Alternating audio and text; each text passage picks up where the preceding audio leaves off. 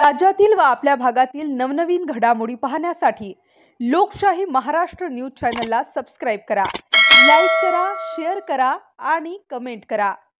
मी सागर मगर, one परिक्षेत्र अधिकारी, प्रादेशिक सांगोला। मी नुकताच या वन परिक्षेत्र पदाचा कार्यभार स्वीकारला आहे। मी कार्यभार स्वीकारल्यानंतर मी तालुक्यातील किंवा असा तमाम नागरिकांना आवाहन करू इच्छितो की वनसंवर्धन, संरक्षण आणि पर्यावरणाचे संरक्षण ही आपल्या सध्या काळाची एक गरज आहे। निसर्ग संतुलन व्यवस्थित चाललं, हे जीवनचक्र व्यवस्थित चाललं तर हे जीवनचक्र व्यवस्थित सुरू राहिलं तरच ह्या पर्यावरणाचा संतुलन व्यवस्थित राहील। हे जीवनचक्र आणि ही फूड चेन जर डिस्टर्ब झाली तर ह्याचा त्रास सर्व प्राणीमात्रांना, सर्व सजीव प्राण्यांना स्वीकारावा लागेल।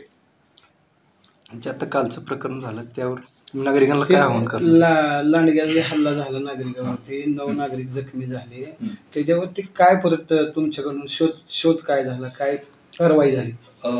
दिनांक 22 ऑगस्ट 2025 रोजी आम्हाला प्राथमिक माहिती मिळाली की एक मौजे एकतपूर गावामध्ये एका महिलेवरती लांडग्याने हल्ला केलेला आहे आणि त्यांना जखमी केलेला आहे। त्यानंतर आम्ही वन परिक्षेत्राधिकारी व या कार्यालयाकडे सर्व टीम आम्ही तात्काळ घटनास्थळी गेलो। घटनास्थळावरती जाऊन परिस्थिती पाहणी केली। त्याच्यानंतर तेथे जबाब नोंदवून आम्ही जखमी महिलेंना मोहन हॉस्पिटल या ठिकाणी भेटवत गेलो। जखमीचे स्वरूप पाहून लक्षात आल्यानंतर हा वन्य प्राणी असल्याचे निदर्शनास आले। त्याच्यानंतर आम्ही वेगवेगळ्या टीम तयार करून पूर्ण तालुक्यामध्ये व मौजे आसपासच्या गावामध्ये जास्त गस्त घालण्याचा प्रयत्न करून तो प्राणी जास्तीत जास्त कसा शोध मोहीम राबवून लवकर कसा सापडेल याची काळजी घेतली। पंचनामा सर्वांचा झालाय? हो सर, 9 लोकांचा। त्यांना मदत किती दिवसात मिळेल? शासकीय नियमाप्रमाणे वन्य प्राण्याचा मनुष्य प्राण्यावर हल्ला झाल्यानंतर आपण त्यांना शक्य तेवढं तात्काळ मदत देण्याचे प्रयत्न करतो। तर त्यांना डिस्चार्ज झाल्यानंतर त्यांनी आपल्या कार्यालयात तसा विनंती अर्ज सादर करणं अपेक्षित असतं। तसा विनंती अर्ज सादर केल्यानंतर शक्य तात्काळ आपण त्यांना मदत वरिष्ठ कार्यालयाकडून अनुदान उपलब्ध करून घेऊन मदत जाहीर करतो। त्या भागात आता एक लांडगा मिळाला म्हणून असं कळालंय, बाबा खरं कितपत खरं आहे? आणि कशा प्रकारे मिळाला ते पण? परवा रात्री म्हणजे एक मौजे एकतपूर गावामध्ये गणेश हनुमंत इंगोले यांच्या रात्री मोबाईलवरून कॉल आला की एक लांडगा प्राणी त्यांच्या शेतामध्ये मृत अवस्थेत आढळला आहे। त्यानंतर या कार्यालयातील अधिकारी व कर्मचारी तात्काळ घटनास्थळी उपस्थित झाले। त्या घटनास्थळी गेल्यानंतर तो वन्य प्राणी मृत अवस्थेत असलेला इकडच्या अधिकाऱ्यांच्या निदर्शनास आले। त्यांनी तो शासकीय वाहनातून कार्यालयात आणला।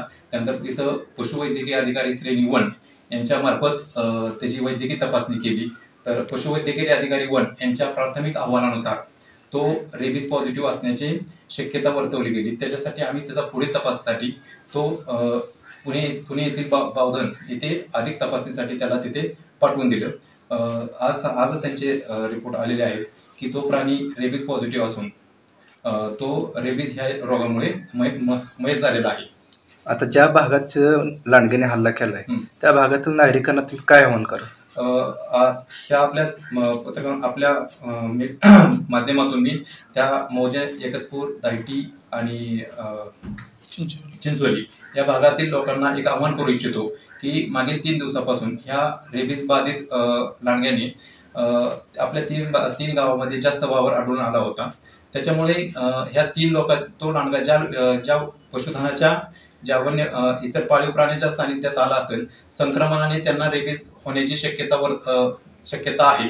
त्याच्यामुळे आसपास त्या भागातील लोकांनी आपापल्या पशुधनास रेबीजची लस टोचून घेणे व स्वतः एक रेबीजची लस अँटी रेबीज लस टोचून घेणे गरजेचे आहे, जेणेकरून भविष्यातील होणारे संक्रमण आपल्याला टाळता येतील व भविष्यात उद्भवणाऱ्या केसेसविषयी आपल्याला अधिक जास्तीची खबरदारी घेता येईल। लस संबंधी वरिष्ठांशी काय बोलणं झालं? लस संबंधी वरिष्ठांशी बोलणं झालं। लस आपल्याला ह्या तालुका स्तरावर तात्काळ उपलब्ध करून देण्याविषयीची विनंती आपण वरिष्ठ कार्यालयास केलेली आहे। लांडगा एकच मृत अवस्थेत सापडला, अजून लांडगे असू शकतात का? तुम्हाला काय अंदाज? सर, आणखी लांडगे असण्याची शक्यता आहे, पण तालुका स्तरावरती लांडगे संख्या आणि लांडग्यांची मनुष्यास धोका निर्माण करणाऱ्यांची संख्या